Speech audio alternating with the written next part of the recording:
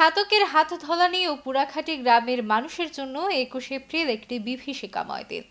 এই দিনে প্রলয়ঙ্কারী ঘূর্ণিঝড়ের আঘাতে তছনছ করে গেছে তাদের জীবনযাত্রা। বসতঘরের পাশাপাশি কয়েক হাজার গাছপালা ভেঙে পড়েছে। রেহাই পায়নি মসজিদ ও প্রাথমিক বিদ্যালয়টি। গাছ ও ঘর পুড়ে আহত মানুষগুলো শরীরে ক্ষত নিয়ে চোখের পানি ফেলছেন খোলা আকাশের নিচে।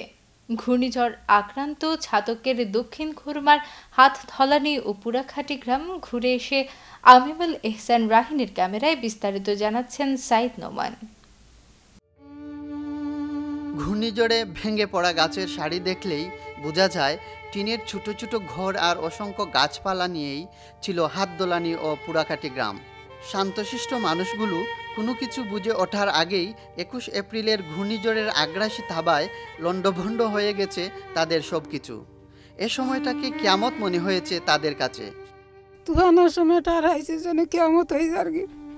আমার বাচ্চাদের লইয়া আমি কিলা তুফান করতে পারাইছে কইতাম পারি না। তুফান খালি আমি ডরাই আর আমি তুফান না দেখছি না, আমার তোর বয়স হয়েছে।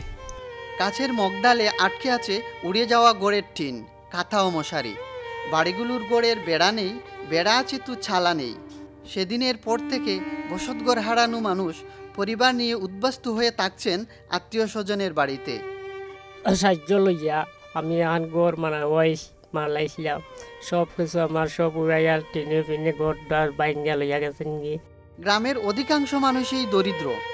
অভাবের সংসারে ঘরবাড়ি উড়িয়ে নিয়ে জীবনের নানামুখী ওলটপালট হয়ে গেছে তাদের। মাথা গুজার ঠাই গড়টা ঘূর্ণিঝড়ে বিধ্বস্ত হওয়ায় নতুন করে তুলতে পারবেন কিনা এ নিয়েও তাদের দুশ্চিন্তা। মানে গড়া নুড়াই নিয়েছে কি আমি কি হালতে আল্লাহ আমার চালাইতা, কি হালতে আল্লাহ আমার আমি জানি না। ইতিমধ্যে সরকারি ও বেসরকারি পর্যায়ে যে সকল সাহায্য এসেছে তা অপ্রতুল। অসহায় এই মানুষগুলোর আশ্রয়স্থল বসতঘর তৈরি করতে পাশে দাঁড়ানোর আকুতি জানালেন স্থানীয় জনপ্রতিনিধি ও সচেতন মানুষ। উপজেলা পরিষদ থেকে যে অবস্থানে পারি আমরা চেষ্টা করতেছি এবং আগামী বুধবার নাগাদ এই সমস্ত ক্ষতিগ্রস্ত মানুষদের আমরা সাহায্য, টিন চাল সহ আমরা তাদেরকে সাহায্য করব। ১০০ বছরের মাঝেও এত বড় ঘূর্ণিঝড় হয়েছে বলে আমরা শুনি নাই। আমাদের এলাকা গৃহহীন মানুষের পাশে বিত্তশালীদের দ্বারাবার আহ্বান জানাই।